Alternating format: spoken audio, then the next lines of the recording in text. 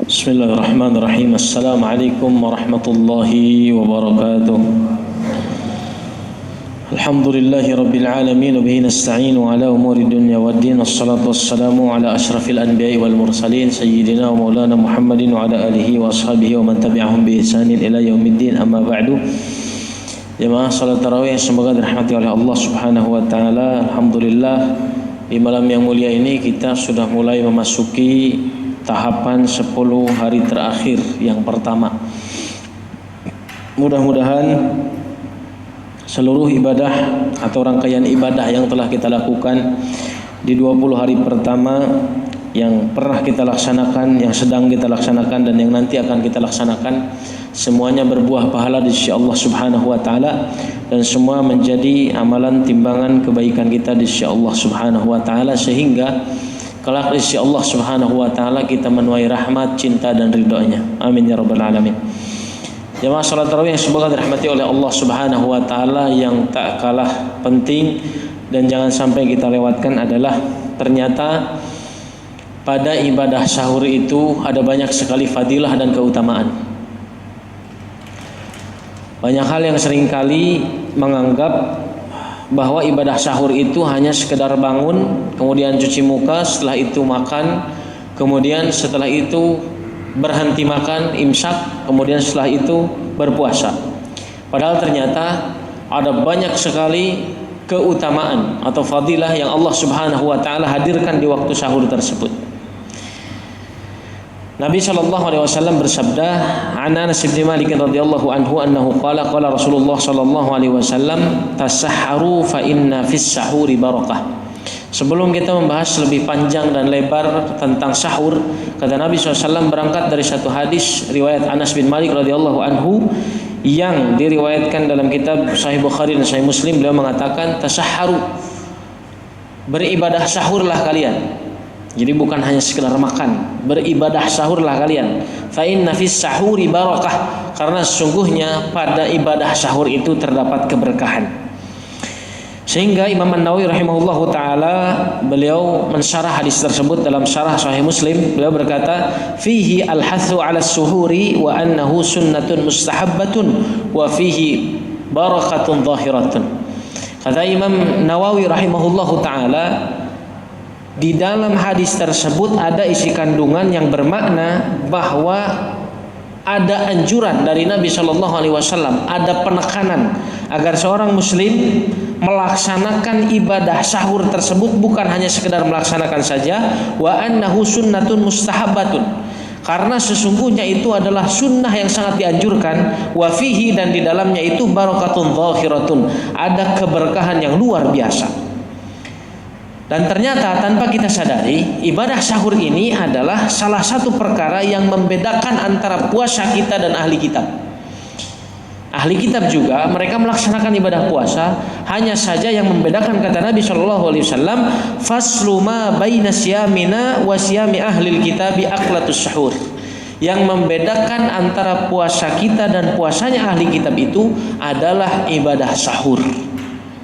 Jadi bukan hanya sekedar sahur belaka, tetapi ternyata ada kaitannya antara akidah dengan sahur itu sendiri.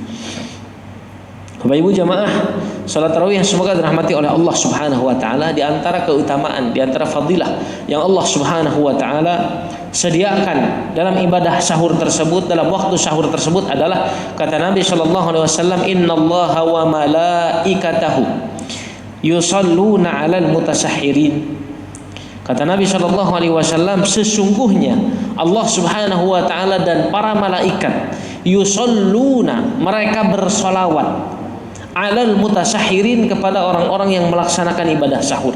Pak Ibu yang semoga dirahmati oleh Allah Subhanahu Wa Taala, solawat hamba, solawat Allah dan solawat para malaikat itu berbeda-beda, tentunya pada derajatnya dan pada nilainya. Para ulama berpendapat dan mentafsirkan tentang hadis tersebut, apa yang dimaksud dengan sholawat Allah Subhanahu wa taala terhadap hambanya. Kata para ulama yang mentafsirkan hadis tersebut adalah sana'uhu wa rahmatuhu. Salatullahi ala abdihi sana'uhu wa rahmatuhu. Jadi sholawatnya Allah Subhanahu wa taala terhadap hambanya adalah bentuk rahmatnya dan bentuk pujiannya. Bagaimana bentuk pujian Allah Subhanahu wa taala terhadap hambanya? Allah Subhanahu wa taala menyebut-nyebut dan memuji hambanya tersebut di depan para malaikat. Kemudian yang kedua, bagaimanakah bentuk salawat para malaikat kepada hamba Allah Subhanahu wa taala? Yaitu apa? Istighfaruhu wa du'auhu. Yaitu doanya para malaikat dan istighfarnya para malaikat terhadap hamba Allah Subhanahu wa taala.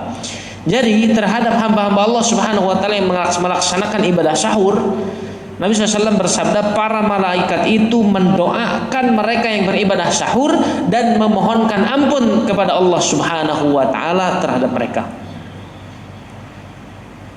Banyak sekali ternyata keutamaan daripada ibadah sahur tersebut. Dari sisi waktu, ibadah sahur adalah ibadah yang sangat mulia, di mana Allah Subhanahu wa taala berkata dalam sebuah hadis qudsi, Nabi SAW bersabda, yanzilu rabbuna tabaraka wa ta'ala kulla lailatin ila sama'id dunya. Setiap malam itu Allah Subhanahu wa taala menyediakan satu momen di mana Allah Subhanahu wa taala turun ke langit dunia. Jalla jalaluh. Hina yabqa thulutsal lailil akhir. Kapan waktunya? Adalah ketika sepertiga malam terakhir. Fayaqulu, kemudian Allah Subhanahu wa taala berfirman, man yad'uni fastajibu la. Ayo, siapakah hamba-hambaku di waktu tersebut yang ingin berdoa, yang ingin meminta, yang ingin menyampaikan kebutuhan, yang ingin menyampaikan kepentingan, yang ingin berkeluh kesah, yang ingin bersimpuh, silahkan. Fastajibu la. Di sini menggunakan fa jawabiyah yang menandakan bahwa syarat jawab. Ketika yang satu dilakukan, maka yang satu akan dilakukan. Di sini Allah Subhanahu wa taala berfirman fa'astajibulah, maka Allah Subhanahu wa taala akan langsung mengabulkannya. Kemudian Bapak Ibu, semoga dirahmati oleh Allah Subhanahu wa taala jemaah salat tarawih, dan semoga dirahmati oleh Allah Subhanahu wa taala, ada yang perlu kita ketahui juga, bahwa di dalam waktu sahur tersebut, dalam ibadah sahur tersebut ada beberapa rangkaian ibadah selain daripada sahur itu sendiri. Pertama adalah di antara amalan-amalan orang saleh yang dicontohkan oleh Nabi Shallallahu Alaihi Wasallam, dilanjutkan oleh para sahabat, para ulama, dan para wali-wali Allah Subhanahu Wa Taala. Yang pertama tentunya adalah ibadah sahur, ibadah makan sahur. Yang tadi hadisnya adalah apa? Tasahharu fa inna fis sahuri barakah. Kemudian Nabi SAW bersabda di hadis lain, tasahharu walau bijur'atin min ma'in. Laksanakanlah makan sahur meskipun hanya dengan seteguk air. Bukan hanya tentang sahur apa yang kita makan atau apa yang kita minum. Karena tanpa makan, tanpa minum pun jika Allah Subhanahu wa taala berkehendak, maka kita akan kuat dan mampu melaksanakan puasa. Dan berapa banyak orang yang sahurnya banyak, makan sahurnya, persiapannya banyak, tetapi di siang harinya tidak berpuasa.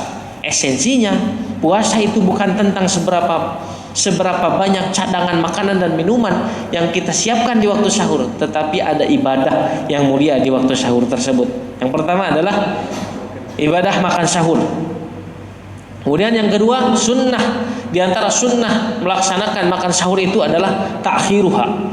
Kita mengakhirkan makan sahur.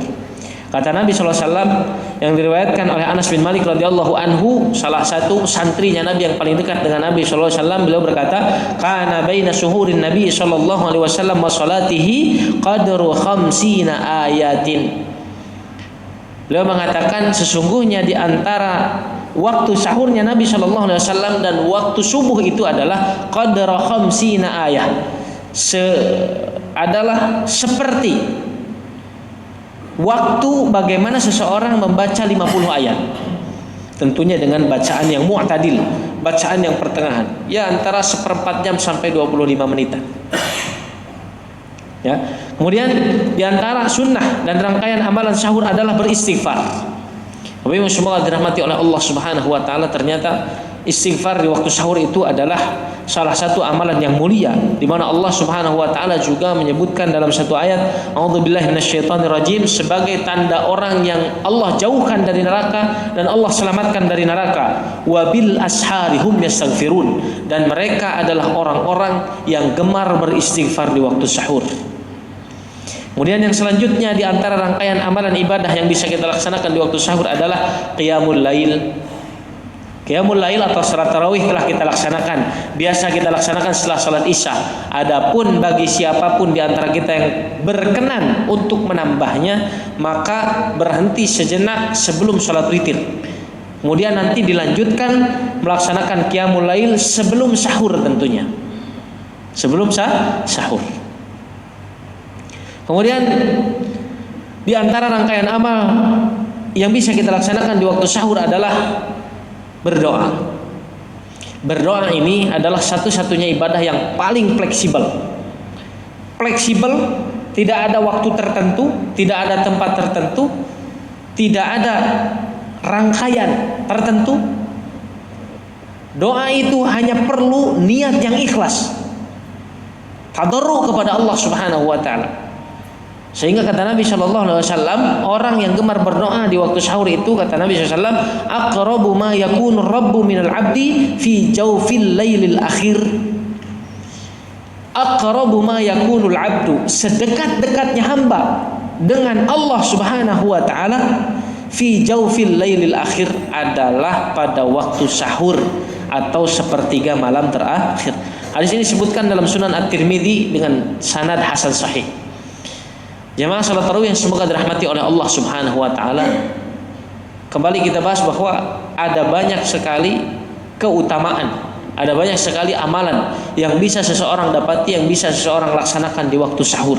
Bukan hanya ibadah sahur itu sendiri, bukan hanya kita melaksanakan makan atau persiapan sahur, minum dan lain sebagainya itu sendiri, tapi ternyata ada banyak keutamaan dan fadilah di dalamnya. Semoga Allah Subhanahu wa taala berkenan menolong dan membantu kita, memberikan hidayah dan taufiknya kepada kita untuk kita bisa melaksanakan ibadah-ibadah tersebut di waktu-waktu yang telah kita sebutkan tadi. Amin ya rabbal alamin.